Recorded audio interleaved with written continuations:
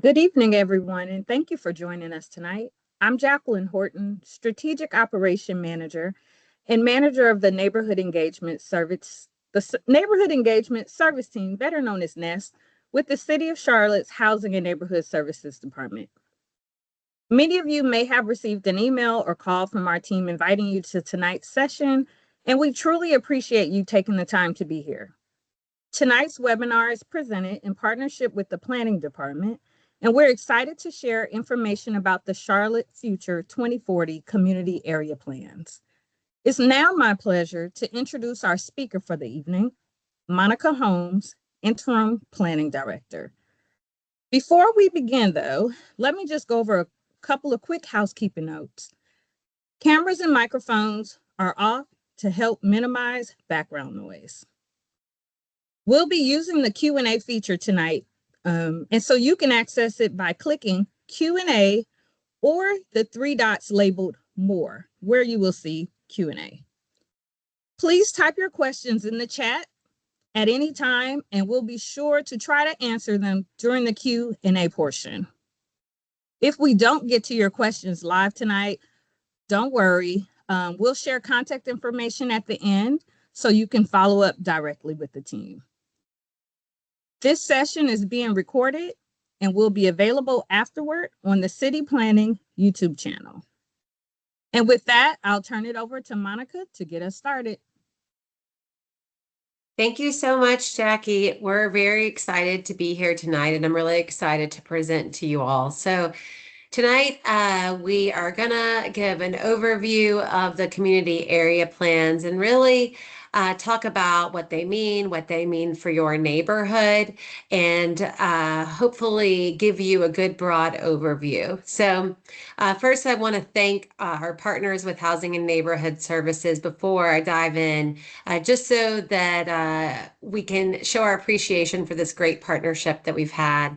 And I also want to thank some of our elected officials that may be listening for taking the time out of your busy schedules to make time to come tonight. I believe we have Councilmember Johnson and Councilmember Brown, and if there are any others, thank you also for coming. So tonight we're going to focus on how the plans were shaped and why they matter for Charlotte's future. So we'll walk through really three main points, which is how these plans were developed with community input, why they're important, and how you can use them to guide future decisions that impact your neighborhood. And then we'll open it up for questions. Just really quick before we again dive into the presentation is actually fairly short. We'll get through it in about 15 or 20 minutes, and hopefully that'll save time to answer your questions. So let's dive in. So as we know, growth is coming. Charlotte has been growing for decades. I was born and raised here, and my parents were too, and it's more than probably tripled in size during that time. Growth is just not slowing down. So every year, more people choose to live and work here, and it brings a lot of exciting opportunities. So that means more jobs, more diversity, more energy to our city. But it also, as we know, can come with some growing pains and some challenges. And so it is our job to figure out, how do we manage that growth? Growth has a lot of positive impacts to it. We know in our peer cities, some of our peer cities that are not growing, they're losing services, they're losing residents, and they're losing that quality of life. So we want to grow, but we want to grow in a healthy way. And we want to do that with a plan. So if we don't have a plan, then growth can really just turn into more and more traffic, fewer housing choices, fewer places for people to live, fewer jobs that are convenient for people, and less predictability about how our city will change. So our goal as the planning department is to grow responsibly and grow with predictability so that our community knows what's going to happen and when. So we together have been working on this for several years. So in 2021, our community came together and we adopted the Charlotte Future 2040 plan. That started in about 2019. So we're 6 years into this journey. And it's all about how do we guide growth intentionally? How do we make sure our decisions are coordinated? How do we make sure they're consistent? And how do we make sure that they reflect what your priorities are? So we want to really have a defined vision for growth, and we adopted that through the 2040 plan that was all about creating housing choices so people can afford where they live, bringing jobs closer to where people live, improving access to daily needs, so things like the pharmacy, the grocery, uh, and then how do we reduce all the environmental impacts that come with that quick, rapid growth? So things like air quality, urban heat. How do we put the tools in place to make sure that we're managing those things? So we know that, again, growth is going to happen no matter what, but it's really putting that framework and plan in place that we started with the 2040 plan as the foundation, as the roots to how we grow. So that led us into the community area plans, and that foundation of the 2040 plan has led us to kind of this work. So over this 6+ year journey, we're helping figure out how we can grow in a way that benefits residents and our priorities. So in the 2040 plan, we had 10 major goals. So those 10 major goals covered everything from housing and jobs to transportation and the environment and fiscal responsibility. So we know, you can see the 10 goals here. We know we can't do every goal in every part of the city all at once, right? That would be a huge lift, and we don't have the resources or ability to do it all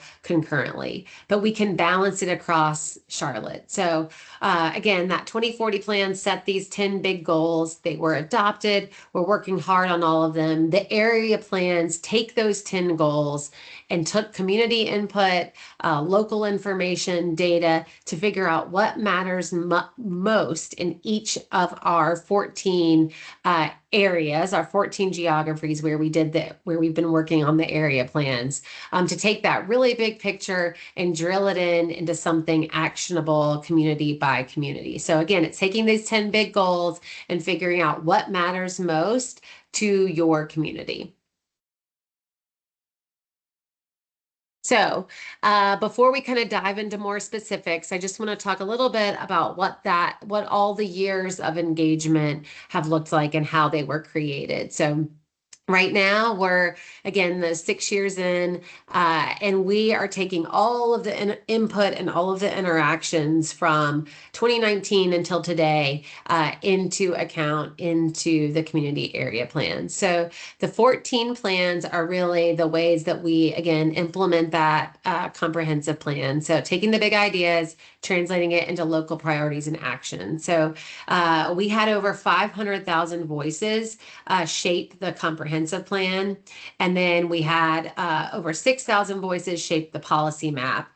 Those were adopted right prior to the area plan starting, but all of that information has carried over into the area plan. So then you look at just the area plans alone. In the past 2.5 years, we've worked with we've had 750,000 interactions and 2,700 specific voices that have contributed, given comments, feedback, etc. So combined, you're looking at a little bit over 10,000 specific comments, questions, interactions, all leading to kind of where we are today. And that's all to make sure that the area plans reflect what matters most to our residents. So it was done through this 5-phase process. So you can see started with really setting that stage in 2023 with the area plans, translating that 2040 plan into the area plans, and then went through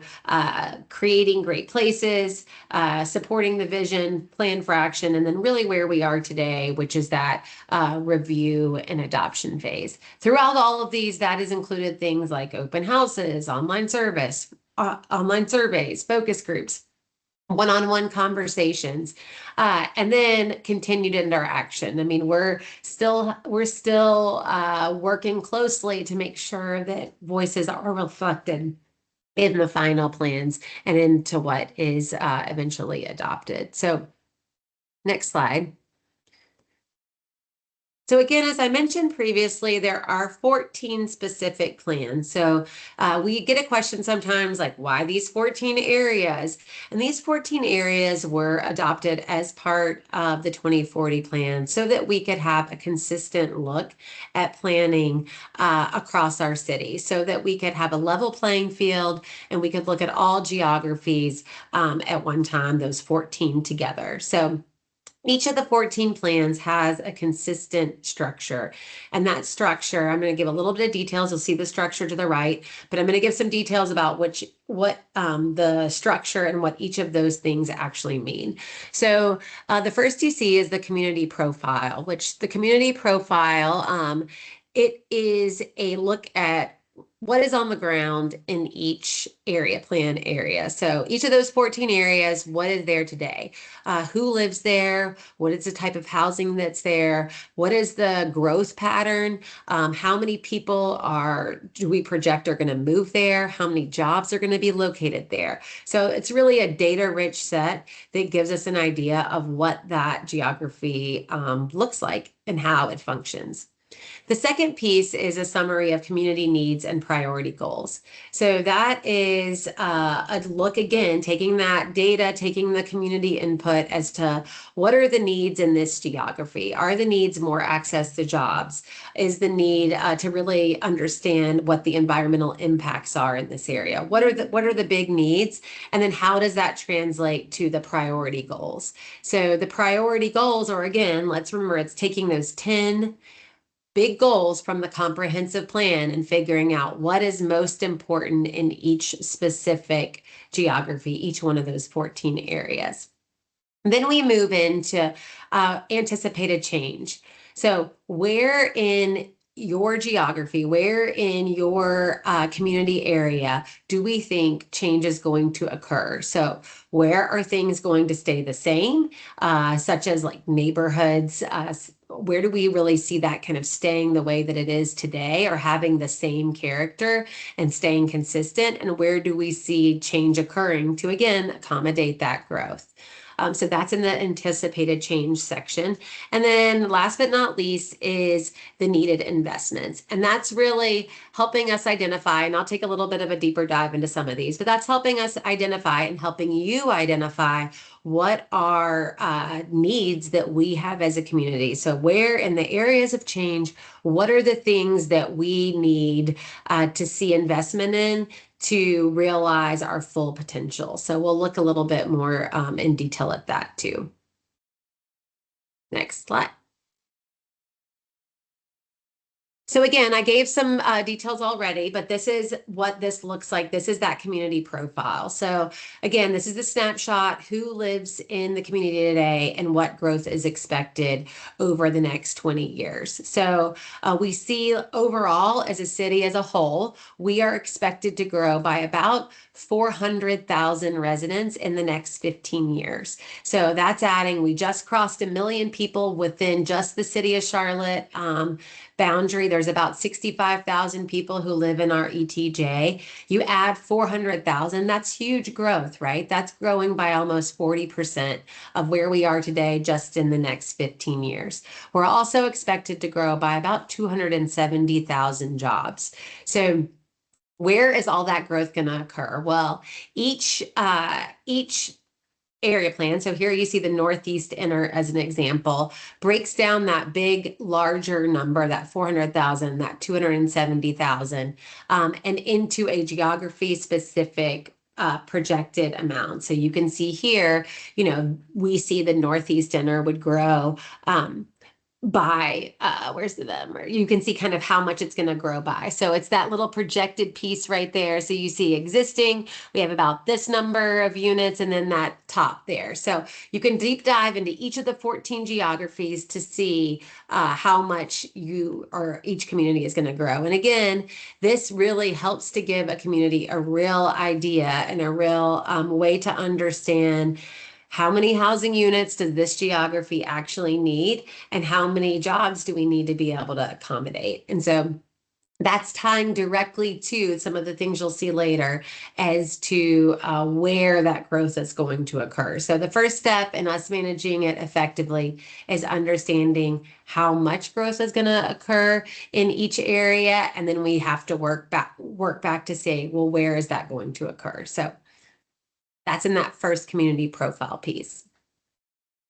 So the next piece again is the community priority. So again, we start with those 10 goals. Remember, you have 10 goals in the comprehensive plan, the 10 citywide goals, and we work to figure out based on the priorities of each geography. So what you see on the left is the needs. What you see on the right is the goals. Those two work together to figure out which of the 14 in each of the 14 areas, what are the priorities? So on the left, you see the needs. So the needs really focus, and again, these also all have a foundation in the 2040 plan, but the needs are really focused on expanding access to housing choices to increase affordability, creating more job opportunities across the city, improving access to daily goods and services, and reducing environmental impacts, things like air pollution, urban heat. So those are the needs. That's what's on the left. And then on the right are the goals that, again, tied to the community area, tied to the 2040 plan, and are then refined for the community area plans. So this table, and we can make sure that this is distributed. If you deep dive into this table, what you'll see is all 14 listed geographies. What's the first priority, what's the second priority, and what's the third priority in each of those geographies. So whether it be East Inner, South Inner, North Inner. And then on the right side, you'll see once you look at what those needs are, these are the goals we should focus on. So that's the right side of the page there. So a great example, if access to housing is identified as the top need, then you'll see a goal like neighborhood diversity inclusion or housing access for all as one of the priority goals in that community area plan. So this is a really important section for both community members and for staff, elected officials, future investors in a geography to understand that these are the focus and the priority and the collective efforts where we need to really make the most impact and where we need to focus our efforts. So again, the next section, which I talked briefly about before, is that anticipated change section. So this is where we see development changing from maybe one use to a different use. So after we identified those priorities, each plan included this is what we call the policy map. So it's our guiding policy for each block in the city of Charlotte. So we take those priorities and we translate them to a map-based policy, which is the policy map. So the policy map designates areas based on the appropriate type and intensity of development. We call it place types. All the place types together make up the policy map.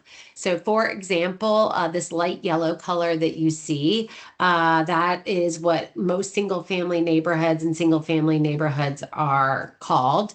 That's neighborhood 1, meaning that they should remain residential and low density. So everything that's that light color is that neighborhood 1, and you can see that key in.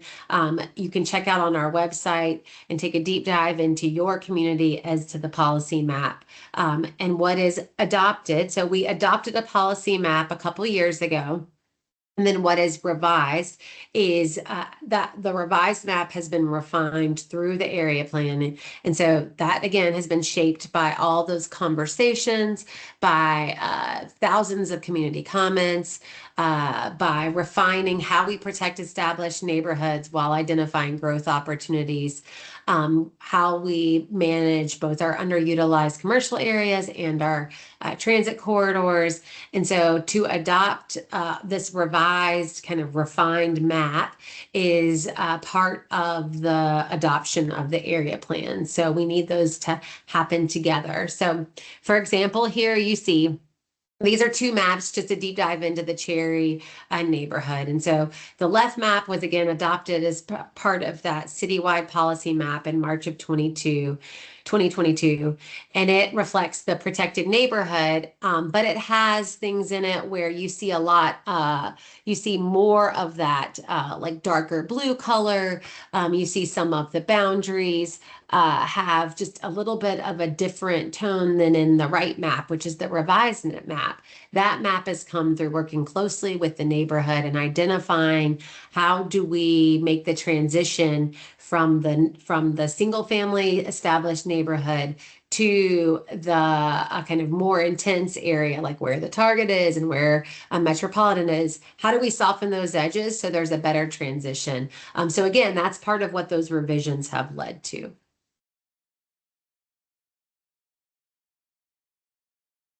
So each plan also explains why certain areas are expected to change and how those changes support the bigger goals, the bigger priorities. So things like converting the car-oriented strip shopping center or retail area into a mixed use center that helps to create 10-minute neighborhoods. It helps us add housing in areas where it is appropriate, and it helps to reduce the strain on our infrastructure. So reducing traffic by capturing both all of those daily trips in a smaller area so that you can live here, you can live in the mixed use walkable center, you can work in the mixed use walkable center, and you can get your groceries. So the plans also include new policy recommendations so that they can guide our decisions in how we evaluate rezoning requests. So if a property owner proposes something that's different than the colors you may see on the map, the community area plans give us the tool, us as staff, you as residents and decision makers, all the tools so that we have clear reference material and we have consistent language to look at and reflect back to so that we can really be equitable and we can all work toward the community vision so that everyone is really getting the same message across the city and the same qualifiers. So it's really important for the consistency perspective that we have that level playing field. So following the anticipating change piece, we move into the supporting the vision chapter, which is really connecting the long-term goals to the real investment. So this is all about what does it take to from the city, the county, the private to deliver on the community vision. So this gives a lot of guidance to mobility, to open space, to our future community character and placemaking improvements that are really needed to support future growth. And it gives all of us the tools that we need. So those of us that live in neighborhoods like myself, you, developers and decision makers, a shared set of information to work from. So it identifies what kind of investment is needed and what will make the biggest difference. So, you know, things like, do we need a crosswalk here? Do we need to improve road safety? Does a project need to include open space? All is referenced in the assessments. So you can see what those needs are and incorporate that into your community vision and into how you work with future developers. So the next is this is showing how that comes to life. So you can see here, this is on the left is a map showing the policy map and showing where there are opportunities. And on the right, you can see, let's take mobility for this example. You can see, okay, I see a proposed development, you know, happening in, let's say M4, and I want to understand what type of needs there may be in that area. I can go and align to the table, locate the area, align to the table, and see what are the needs right there. So I would say, you know what? We really need an improved pedestrian network. We need better crossings. We need to be able to cross the street, and that should be easier.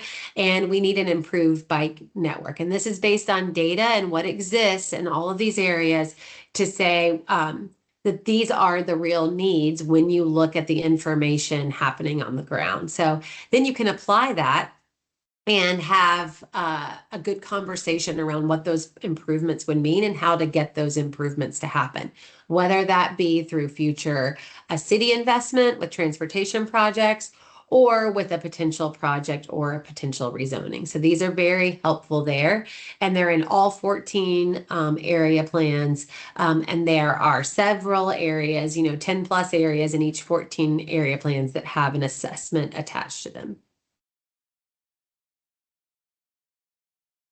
So also in the needed investments, you have things like facilities. Do we need fire stations?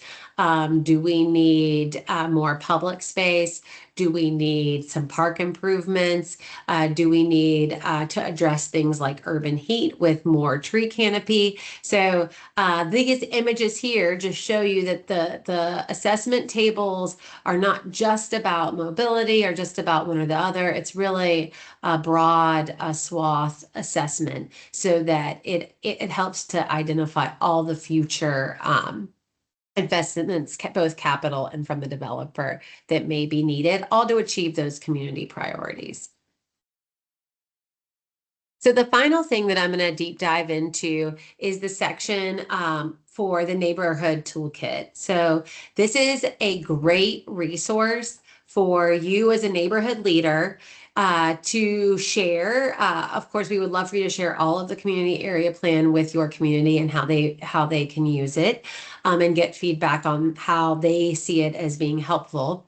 But this specific piece of it, the neighborhood toolkit, is really a guide that can help you organize on what you can do today in your community. So many people are already very savvy with the tools that we have as a city, but for those who are not, the toolkit includes things like how to organize a neighborhood cleanup, how to improve your local park, how to do a public art project, how to do simple things like get a drain cleaned, request a sidewalk repair.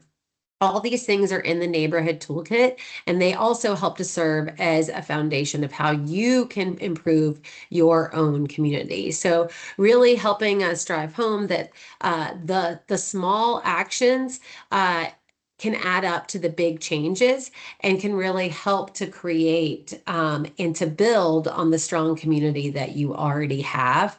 So you can just see a few examples here, everything from potentially how to have a community farmers market to, again, how to have a community garden, all in that neighborhood toolkit. And that's all included in the community area plans. So really important and an exciting feature in that as well. So just to kind of begin to wrap it up, we just want to make sure you understand that the input hasn't just informed the plans, it really has defined them. So since April, we have really worked closely with the community. So we released the drafts in April. Again, we had thousands of comments and iterative processes that went into those drafts. And since then, we've received over 1,000 additional comments and had countless interactions through office hours, through one-on-one meetings with people, neighborhood meetings that we've attended. And every one of those has been cataloged into those additional comments. And so every comment we've actually now reviewed reviewed it 2 or 3 times and really made sure that it's really clear how they're responded to. So many of the comments have led to direct improvements. There were several things that we might have heard multiple times, and we made sure to really try to take all of those into account. So whether that was clarifying language or adjusting maps or even adding detail in some cases, we've also taken some of the comments that maybe identified future needs and has helped us set the framework for how we do more targeted, kind of smaller scale plans in the future. So some of the comments also included just asking questions. So those things we've done the best we can, and we've gone back again just to make sure that those questions are answered. And we had a few comments that requested changes that were maybe out of the scope of this project. So things like maybe changing a nuisance law or adding something to a specific park. And so we've made sure that those comments have been shared with the appropriate departments for follow-up. So we also have had a few comments that are just, we don't want to grow anymore. And we recognize that's valid and we hear that. But people are moving here every day, and we are trying our very best to manage that because we really can't stop the growth with or without the plans. We can't stop people from moving to our community. So we are really trying to use these plans to help us thoughtfully manage that growth so that it benefits as many residents that are here today for more economic opportunity, and that everyone can share in that growth. So let's make sure you understand how to navigate so that you can take a deep dive with your community into all that feedback and all the plans. So September 22nd, we deferred action on the area plans, and we really went back and we took a deep dive into how can we make sure that we have really heard all the voices and we've been responsive.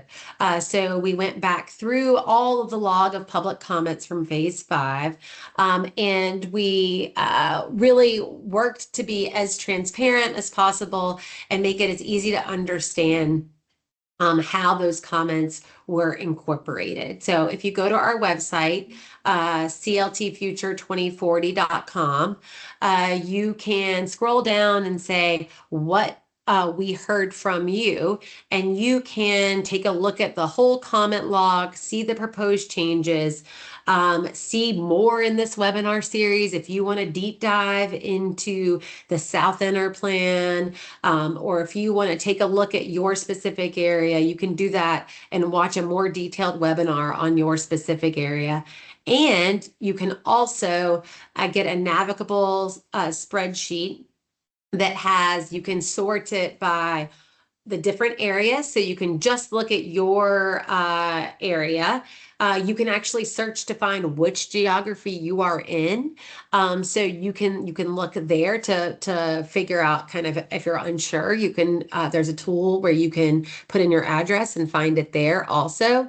And you can look at our most up-to-date log, which again, we've spent weeks going back and making sure that every comment has been followed up on, and that we have worked as hard as we can to make sure that it's logged, and that if any action can be taken, that we have taken action on it. And you can look at them by council district too, if you're interested in your whole council district. So a lot of great information there, and we would love for you to take a deep dive into that.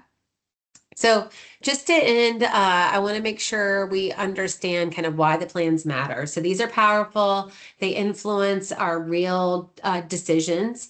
And so those are things like rezoning petitions that can be evaluated using these goals and assessment needs.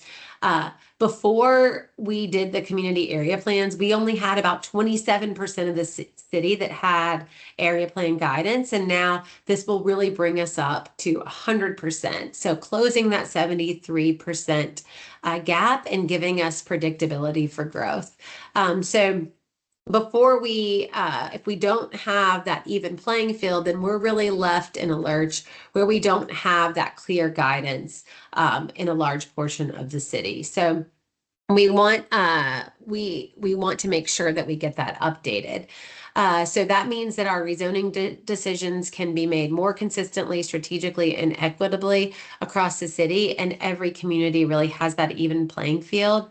And then beyond rezoning, these plans can help us shape how we prioritize capital investments, where we build new sidewalks, where we plant more trees, and how we coordinate all of our infrastructure investment across both city and county departments. So without these, then we don't have that specific level of guidance for both private and public investment, and they won't be as closely tied to what the community needs actually are. So with that, I'm going to now turn it over to you all. We have a good portion of time, and I would love to hear your feedback in the Q&A. Please feel free to reflect a little bit. So first, let's do a little reflection as you're thinking through what your questions may be. Kind of what parts do you think are really important for your neighborhood? And then we will go into a Q&A. Just as a reminder, our next steps are we have a council action on November 24th.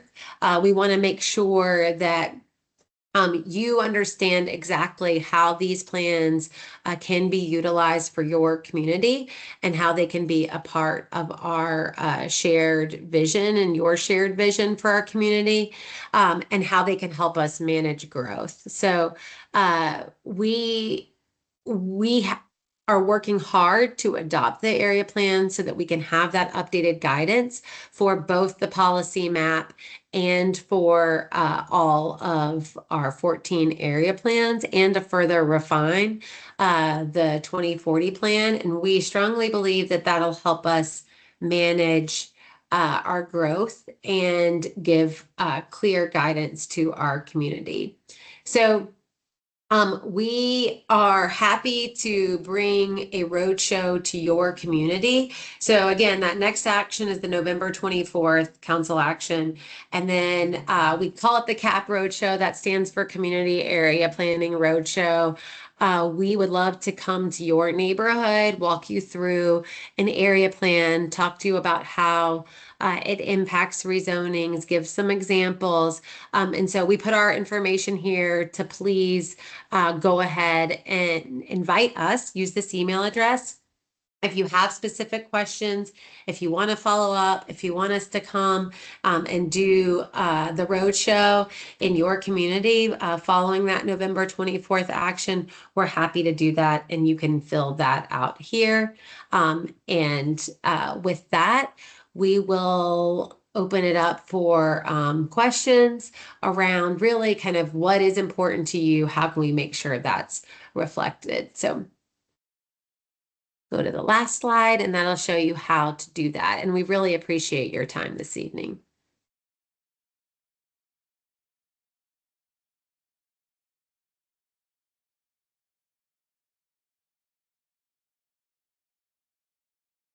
Hi, everyone. If you have questions, please feel free to drop them into the meeting chat, and we will go from there.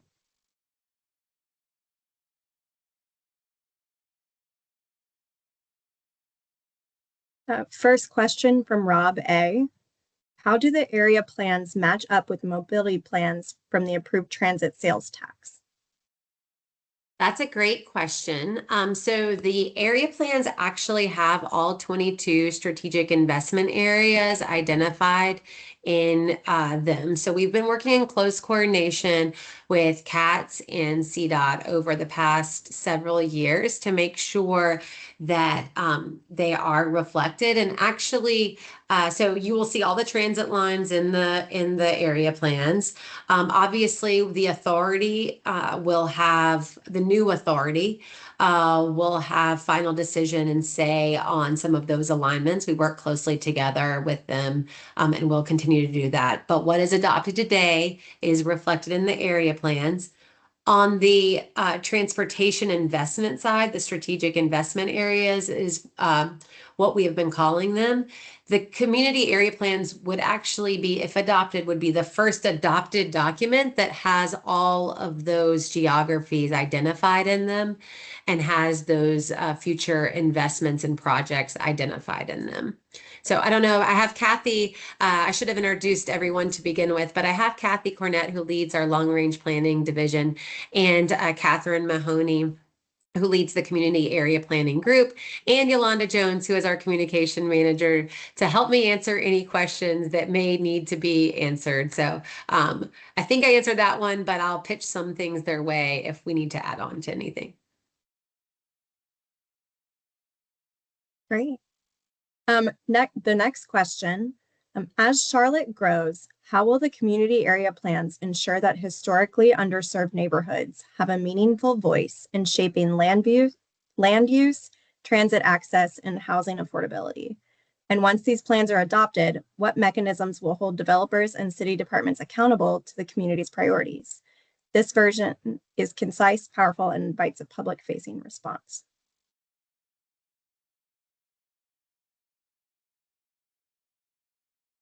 Yeah, I mean, so the 2040 plan is based, it was the first adopted plan really based and rooted in an equitable, it is the top priority in looking at how we grow equitably and how we all benefit from growth in our community. So that is the foundation and really is what we are continuing to work towards and for.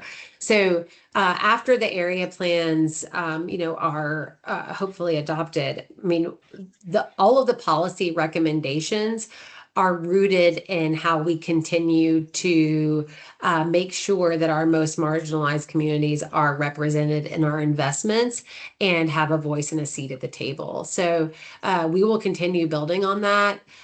We will continue kind of bringing items forward and working with the community to ensure that that is how we operate. And I will invite, Kathy or Catherine to add on to that, just as the kind of how we as a organization continue to lift that up. Yeah, I think Reverend Garner Mullins, I know that you have participated in many of our throughout the process, I'd say, and many of our other Neighborhood Planning Academy and all of that. We've talked before about the importance of environmental justice, and these plans include needs assessments for environmental justice and sustainability, which is a new feature. The needs assessments, generally speaking, in the plans are new features. And then also moving forward through input that we have received in this process, when we talk about specific plans and those more detailed plans that we are committed to doing after we finish this foundational work.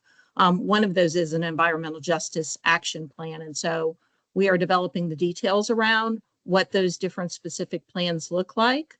And we will continue doing that moving forward. And we are committed to starting that work as quickly as possible. Great. The next question, what year's data did you use for neighborhood profiles? So I can speak to that. Okay. Sorry. And I have a lag, so apologies to everyone. The data in the community profile has several years. Their 2018 data helped us get to the projected growth. And then there's 2019 and 2020 data for the demographics. All of that was the latest data available when we were doing that analysis in late 22 and sharing that in 2023. So it was the latest that was available at that time. Great. The next question, grocery store is being placed in communities. However, that decision is made by the actual grocery store, which is based on the income of a community. This is how food deserts occur. How will this plan ensure that gap is closed?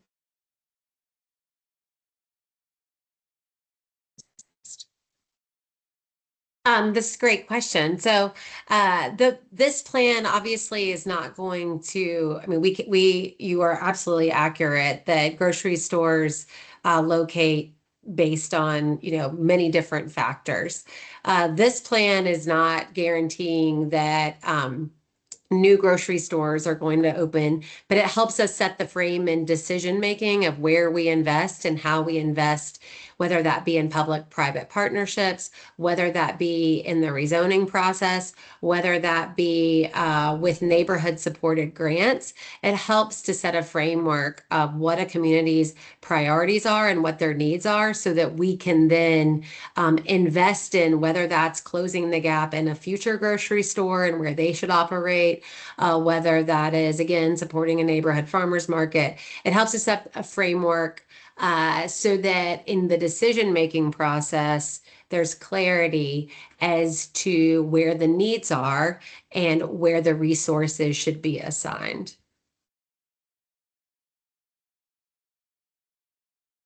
Could I add to that as well? An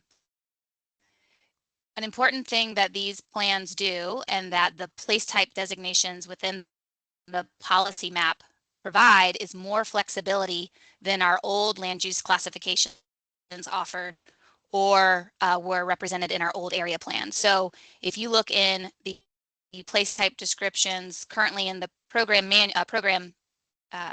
guide, but moving forward will also be included in the area plans based on community feedback. A grocery store would be allowed in a neighborhood center, a community activity center, or a regional activity center.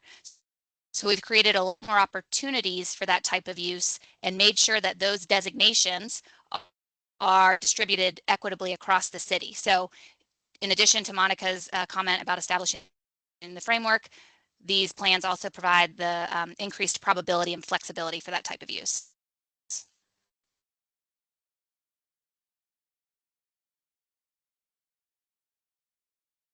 Great, thank you. The next question, where can you find definitions of the items in the legend? What is a campus? My home/neighborhood is right in the middle of a campus. Yeah, sure. We will put some links in, now that we can. We will both distribute information on how you can find more definitions around the place types and what that looks like. So we'll make sure that that item is in a follow-up that gets distributed so that you can kind of take a deeper dive into what each of the different place types are. So I don't know if you want to chime in, Kathy or Catherine, but feel free to. But we can make sure and follow up with you how to find out more information. Yeah, we can after this session. I think we have everyone's contact information. We'll send a follow-up email with all of the links and other information in it. I'd also like to just highlight, and I mentioned this in my last comment, but I'll take an opportunity to re-highlight it here. It was an oversight on our part not to include those definitions right next to the map in each of the 14 plans, and the community pointed that out to us.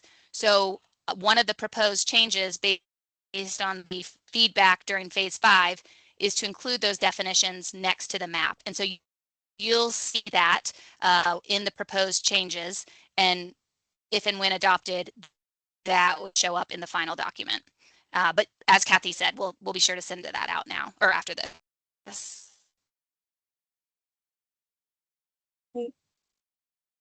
Have you used the area plans to determine equity for areas? i.e., if there is 12.5 miles of walkable area in one area, is it available similarly to other areas?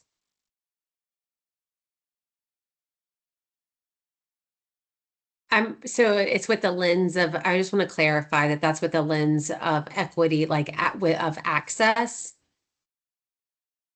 I'm assuming that it's a equity, like, because anyways, with the walkable access, and that is one of our access to amenities and goods is one of the one of the areas that was used in the framework.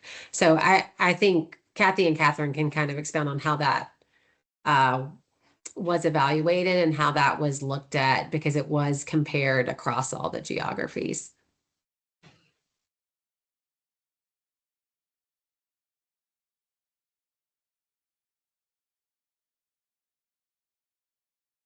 How is crime and safety considered in the planning?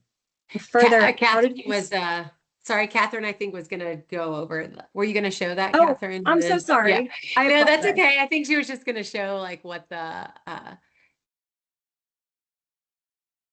there you go. Sorry, before you move Sorry, I on, have she a was little gonna show lag you like and how that, yeah, there you go. well, the question about equity, we have used these plans to identify levels of equity, but based on these four metrics on the left side of the screen. So we evaluated access to daily goods and services, to jobs, to housing, and the amount of environmental impacts. These four criteria is how the community decided to define equity and what equitable growth would mean by 2040. So equity can be a lot of things to different people, and walkability and access is basically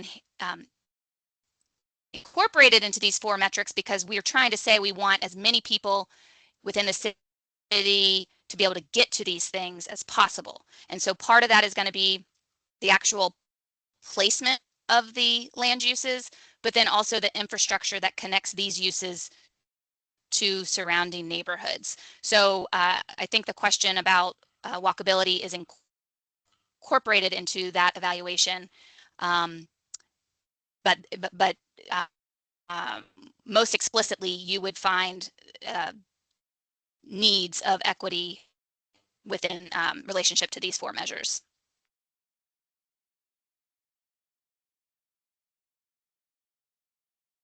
Great, thank you. So how is crime and safety considered in the planning? And further, how do these plans help address crime hotspots?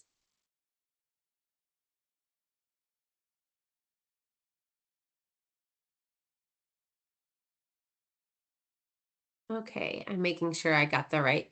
So the way that, I mean, really, this is about the built environment and about all of the way that our built environment functions to support safe communities. So whether that's eyes on the street with like mixed use walkable centers, how our streets are designed, those are all within the area plans. Crime and safety as a and how policing occurs is not a part of the specific area plan, as that sits in that strategic plan level, and it is not really at this level about the built environment.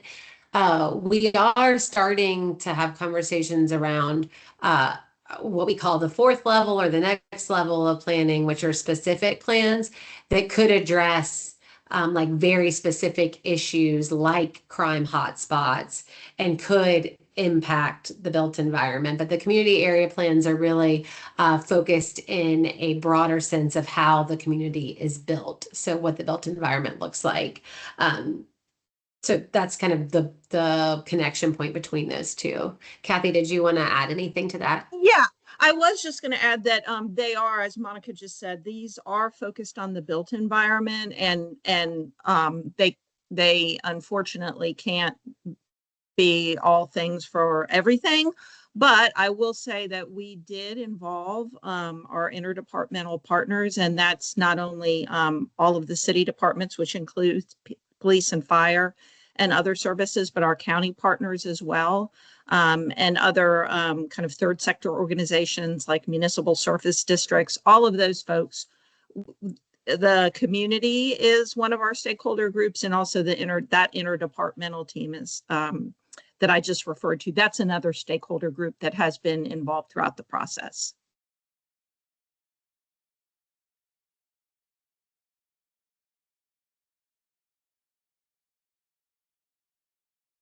Great, thank you. And we have time for one more question. Just as a reminder, we will be following up with folks. I know there are a lot of other questions in the chat. So please know we are capturing these questions and will provide a follow-up after this presentation.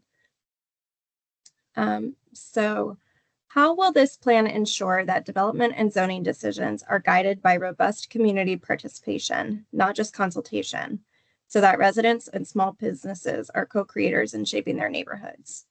And as we work to attract new investment without displacement, what specific resources or incentives will the city provide to help existing neighborhoods, legacy businesses, and local entrepreneurs remain and thrive within this vision?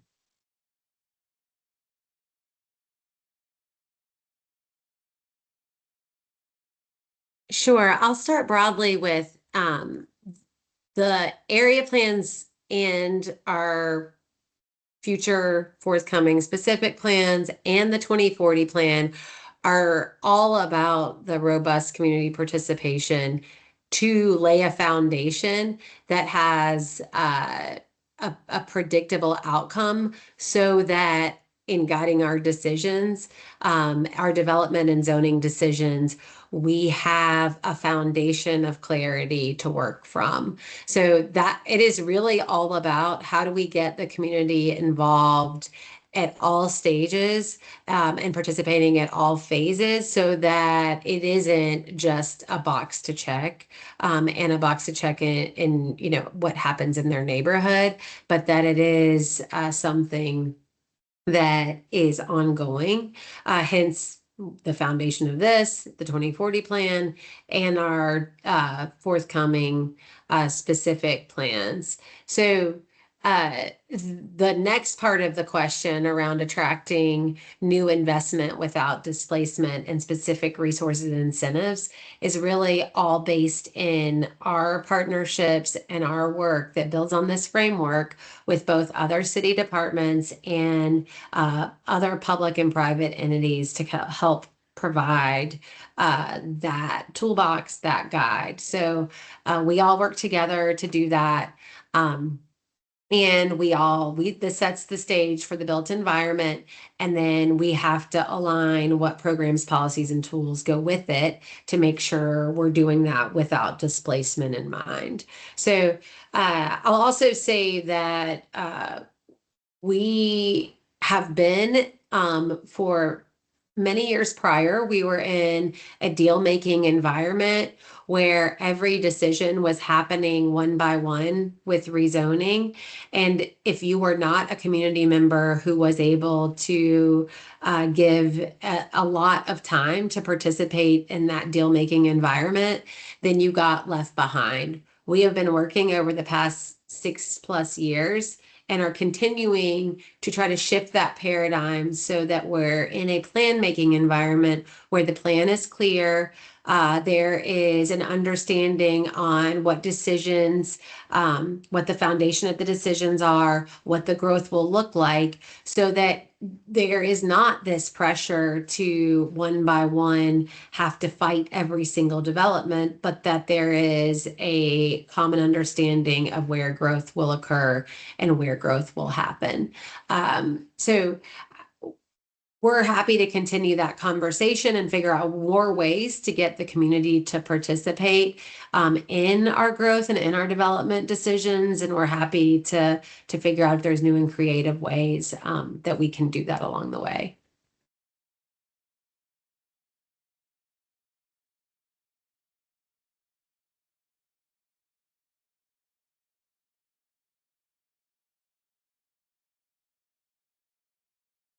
So I think that was our last question for now, right, Leslie? So we are